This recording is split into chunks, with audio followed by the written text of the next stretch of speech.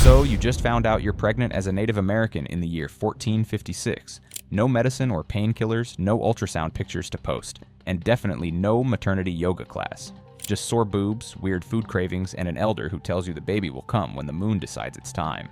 Forget baby showers and gender reveals.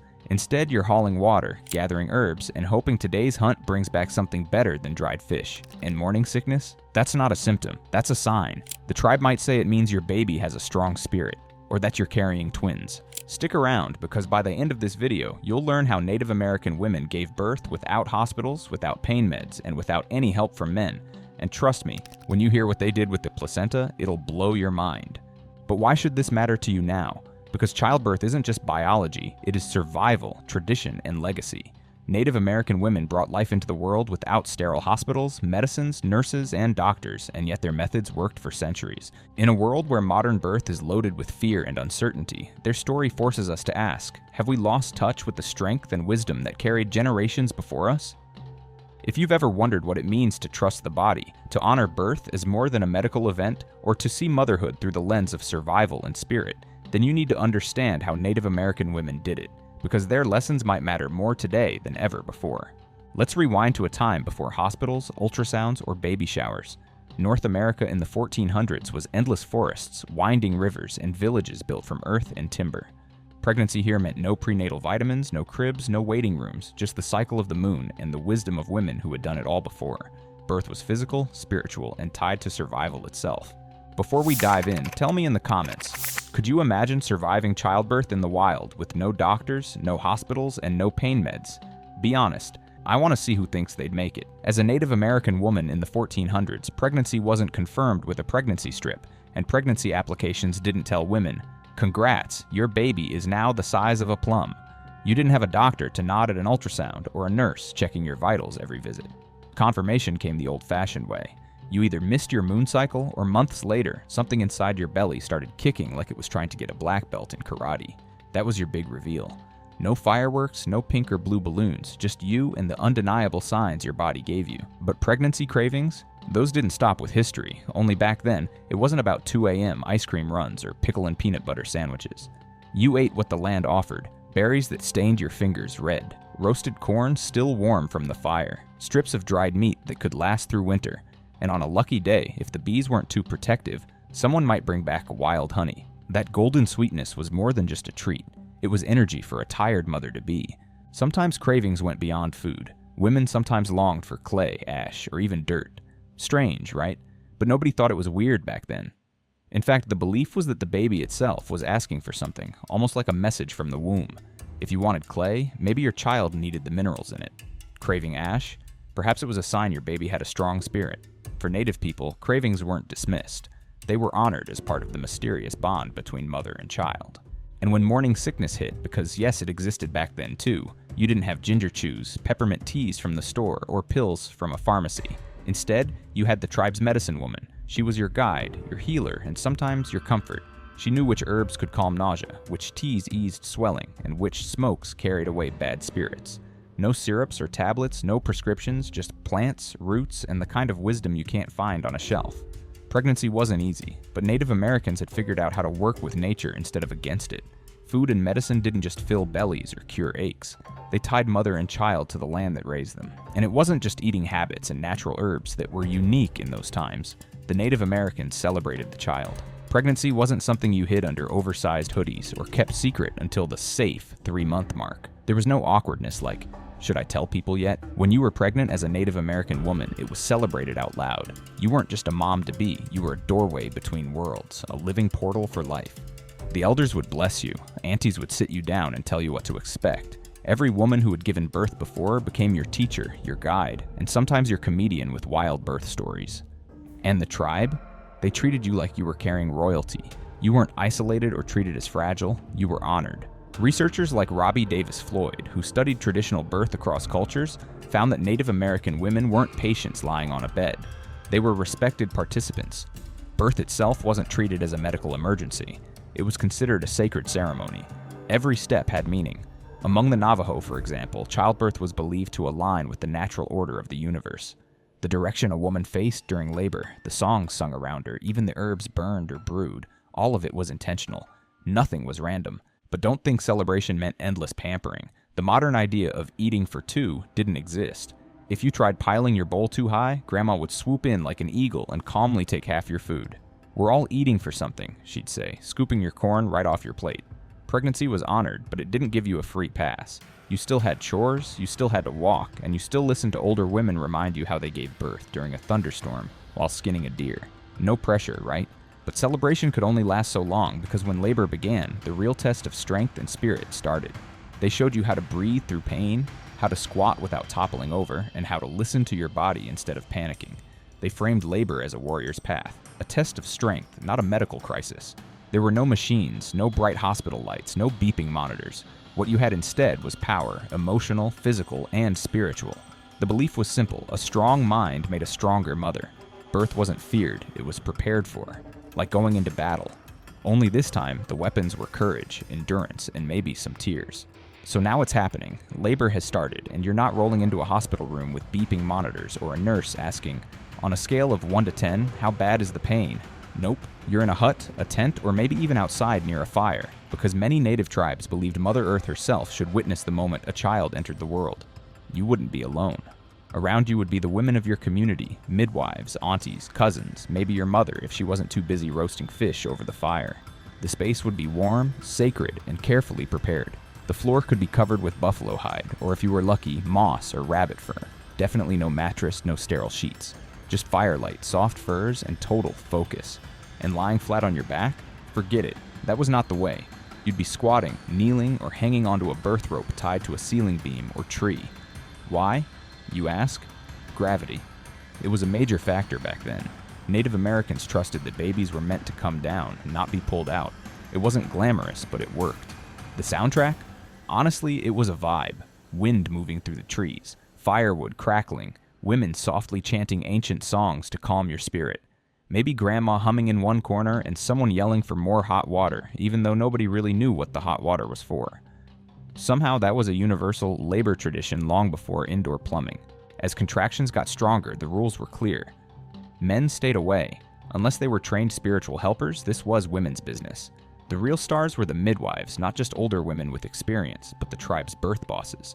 They knew exactly where to press, when to chant, which herbs to brew, and how to catch a slippery newborn with one hand while stirring stew with the other. You didn't have pain meds, but you weren't left to suffer. You had herbs that eased cramps, chants that steadied your breathing, and hands that rubbed your back in all the right places. It was support, not sedation. And sure, there was no anesthesia, but there were also no hospital gowns that never fit right, no cold metal stirrups, and definitely no surprise bill for thousands of dollars just to hold your own baby. Birth here was raw, powerful, and filled with ancient wisdom. Every push was answered with encouragement. Every cry was met with steady, capable hands. And this was just the birth of the newborn. Your head would literally spin after hearing what happened after the baby was born. Picture this. The baby's out, crying, breathing, perfect. But birth hasn't finished yet. The umbilical cord is just hanging there waiting to be dealt with. During that time, there were no sanitized scissors or plastic clamps waiting on a shiny tray. Native midwives worked with what nature gave them: sharp obsidian blades, carved bone knives, or even stones heated in fire until they could slice clean. Not hospital grade, but in skilled hands it was precise, safe, and effective. Once the cord was cut, the moment became deeply spiritual. Many tribes believed this cord still carried a sacred connection between the baby, the mother, and the earth. Instead of tossing it away, they treated it with reverence. A small piece might be saved, wrapped in hide or cloth, and turned into a protective charm for the child to wear or keep throughout life. This wasn't just a keepsake, it symbolized strength, grounding, and the invisible thread tying the child to their ancestors. Some believed it guided the baby's spirit, offering protection during sickness, travel, or important milestones. In a way, the very first thing a newborn carried wasn't a blanket or toy, it was tradition, protection, and a blessing from the past. But if the cord was sacred, the placenta carried even greater weight. What they did with it may shock you. The placenta was never tossed aside. It was honored. Many native tribes believed it carried the child's spirit connection to the earth and ancestors, so it got its own ritual.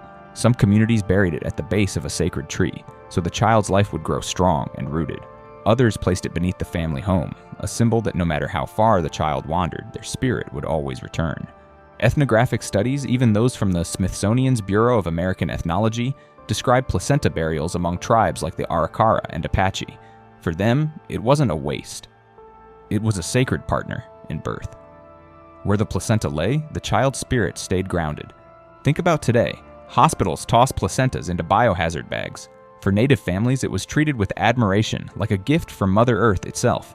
These rituals weren't superstition. They were a philosophy of balance and belonging. Every burial was a way of saying, your life is tied to this land, and the land will always welcome you back. But the story didn't end there. Once the placenta was honored, mothers faced the hardest part of all: recovery without rest. The Native American women didn't need rest. There were no 6-week follow-ups, no extended maternity leave, and no fancy postpartum spa packages. A mother would rest for a few days, cared for and honored by the women around her. But life didn't pause. Soon she was back on her feet, often with her newborn strapped securely to her back while she cooked, gathered food, or walked through camp. But here's the difference. She wasn't doing it alone. Mothers were surrounded by sisters, aunties, cousins, and elders who stepped in without being asked. They cooked meals, held the baby when her arms were tired, and sang healing songs. It wasn't a solitary recovery, it was a community one. The tribe functioned like an extended family, making sure no woman ever felt abandoned in the vulnerable days after giving birth. The newborn, meanwhile, was often placed in a cradleboard. These weren't just practical, they were brilliant. They kept the baby's posture straight, protected their head, and allowed moms to work while knowing their child was safe. Many cradleboards were decorated with beads, feathers, or family symbols, turning them into works of art as well as tools of protection. And while there was no spa treatment, they were still cared for. Mothers might bathe in rivers, use herbs like sage or pine for healing, and lean on the wisdom of elders who passed down remedies. Their luxury was community, trust in their bodies, and connection to nature. So while today many of us recover with heating pads, snacks, and Netflix 500 years ago, Native mothers recovered with resilience, walking miles with a baby on their back, supported by the strength of their tribe. But there's one question left: where were the dads in all this? The answer might surprise you. Well, today dads are mostly found in the hospital looking at the birth of their child. Some vomit, whereas others fall onto the floor because they can't really see what's happening. And the funny part is, this was all common with Native American fathers. They weren't pacing a hallway with a cigar in their mouths like the old sitcom stereotype. In many Native American tribes, childbirth was considered a sacred women's space. That didn't mean men weren't allowed to care. It meant their energy wasn't supposed to interfere with the intense spiritual work happening inside. Fathers absolutely had a role, but it was quieter, more spiritual, and often carried out at a distance.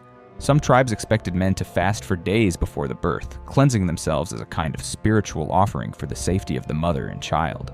Others had fathers sitting outside by the fire, praying, chanting, or crafting protective charms from wood, feathers, or leather, objects that would later be placed near the newborn to shield them from harm. In this way, dad was part of the process, just not physically in the birthing space. And here's where things get both practical and a little funny. If a father tried to sit near the birth and started looking anxious, sweating, or fidgeting, the elder women had no patience. Grandma didn't hand out pep talks. She'd just glare and tell him to leave until he could be useful. If he fainted or panicked, he didn't get sympathy. He got a spear and was told to go hunt, proving his strength before returning. The message was clear. Birth required calm, steady energy, and if dad couldn't bring that, his job was to support from the outside. But don't mistake this distance for neglect. Fathers were deeply involved from the moment the baby was born. In many tribes, it was the father who gave the first gift to the newborn. Sometimes it was a bead, a carved figure, or even a piece of his own medicine pouch passed down through generations. These weren't random ornaments.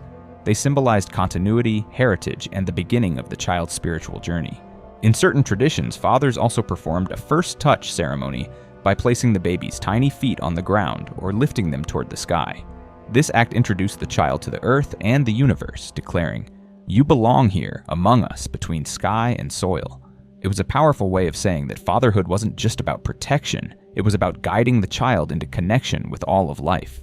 Modern research shows that when fathers manage stress, stay calm, and offer steady emotional support, mothers have smoother labor and better recovery.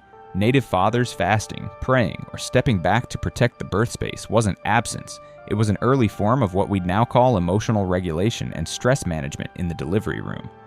Today, dads may not be weaving charms by the fire, but they still carry that role of guardian energy, making sure the environment is safe, supportive, and focused entirely on mother and child. Whether through quiet strength in a hospital room or mindful presence at home, those ancient principles of fatherhood still matter. So the next time you picture childbirth, don't just think of hospitals and monitors. Think of firelit huts, midwives with herbs, fathers praying outside, and traditions that tied new life to the earth itself. Now tell me this, which of these traditions surprised you the most? Cravings treated as sacred messages, placenta burials under sacred trees, or fathers fasting outside by the fire? Drop your answer in the comments. I want to see which one blew your mind. And if you enjoyed uncovering this lost wisdom, hit like, subscribe, and join us for more stories that prove the past still has lessons we need today.